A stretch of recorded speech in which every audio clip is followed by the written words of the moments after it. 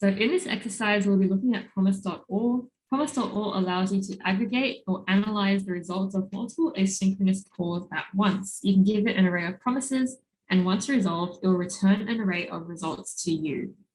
So that's what I was saying. Like once all of them are resolved, it gives you back an array of results. And the file promise-all.js contains a function called getCompanyRepos. It fetches a given company's public repositories from GitHub. If the company does not exist or has no information available, it will throw an error. We'll be using npm and node for this exercise, so run npm install. To run this exercise, execute node promise-all.js. So let's have a look at async-promises-all.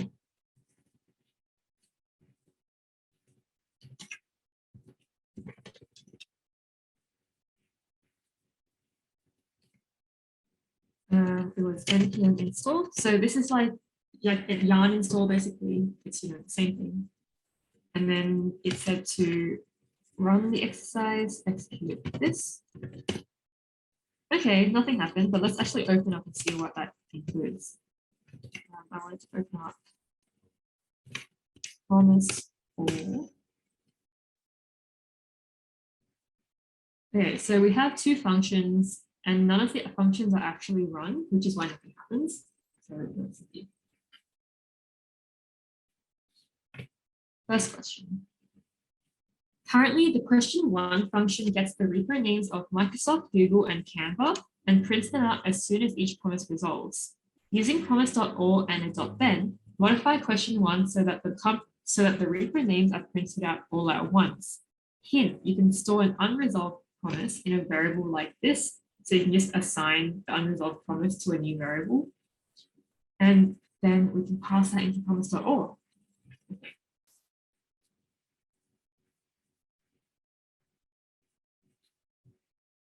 So I'm going to move this to the bottom.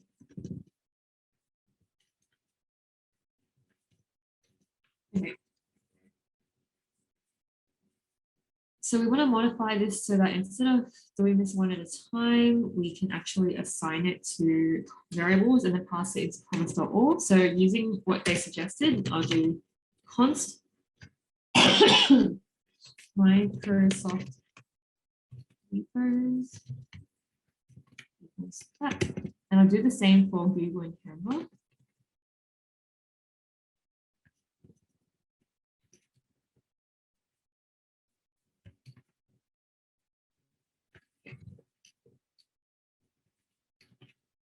Okay, so now we have 3 unresolved promises like that, and I want to pass it into promise.all. So I just do promise.all, and then I pass it an array.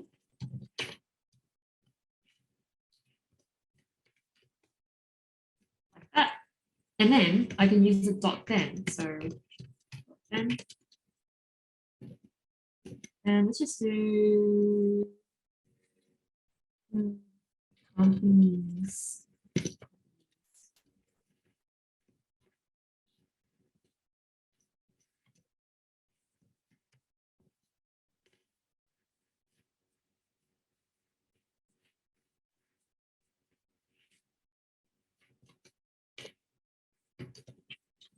So for each company, I want to just console log the number, like how many repos they have, right? So in fact, actually, I'm just going to console log companies and see what we get. And I'll delete all this stuff. And I'll comment this out. And I have to actually call question 1.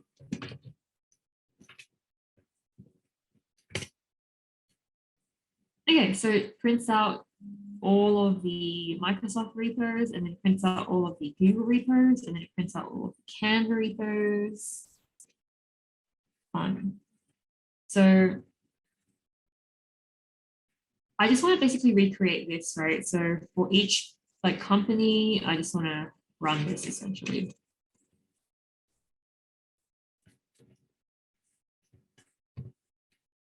Which company?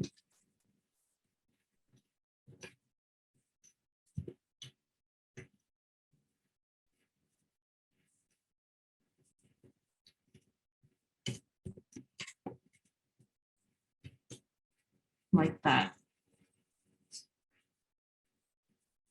Oh, wait.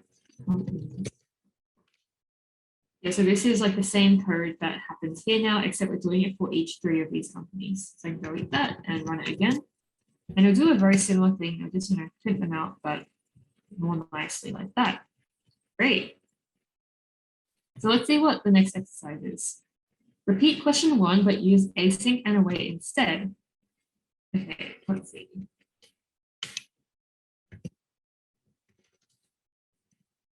Question 2. And instead of using .then, I'm going to use async await. So here I will await the promise. And then once that's done, oh, I do need to assign this to something. Const companies equals await that, and then now we have the value for companies.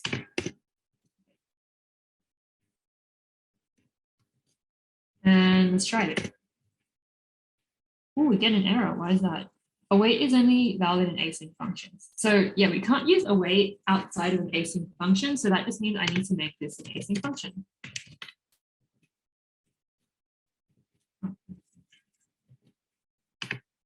Async function.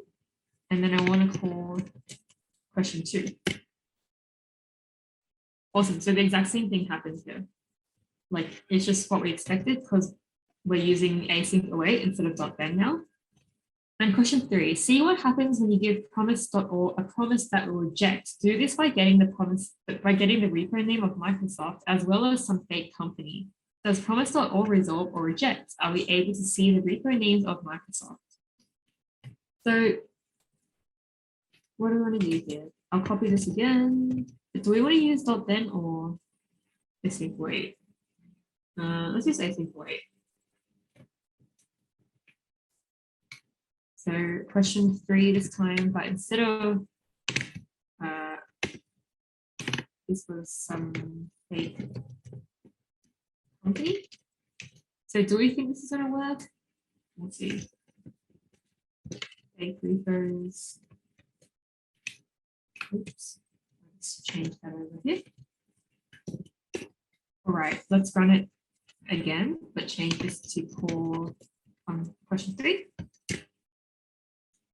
Okay, nothing happened. We got the response of 404 for some fake company because it doesn't exist, and that's what we expect.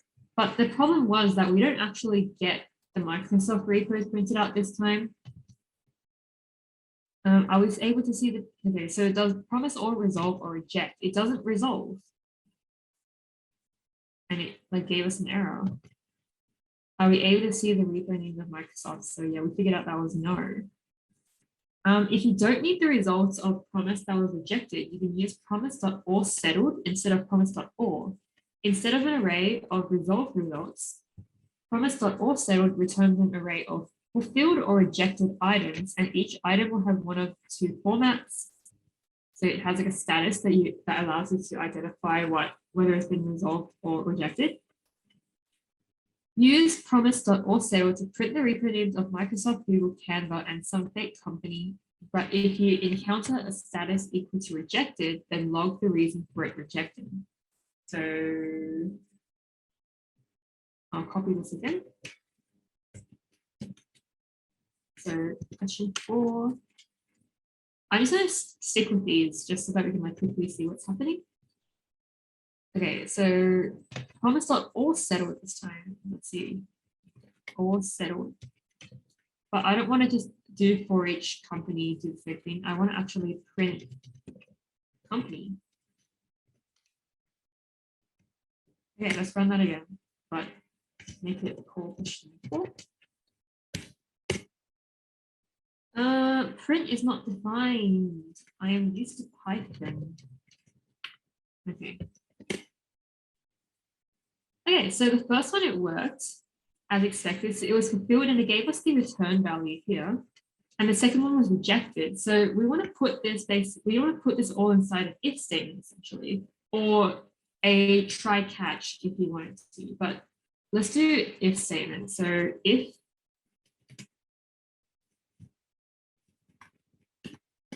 So if the company.status equals fulfilled,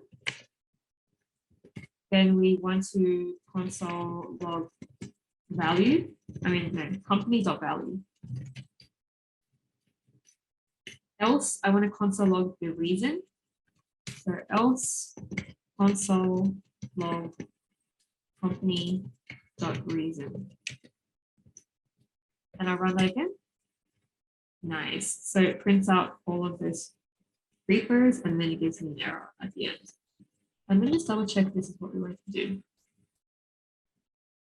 Yeah, print the repo names. Nice. And if I wanted to like really make it the same style, instead of console logging the array that it gives me, I'll just do company.value.forEach repo like that. Again. And now it prints out like the same format as before, where we don't get like this as an array. So nice, that looks pretty good.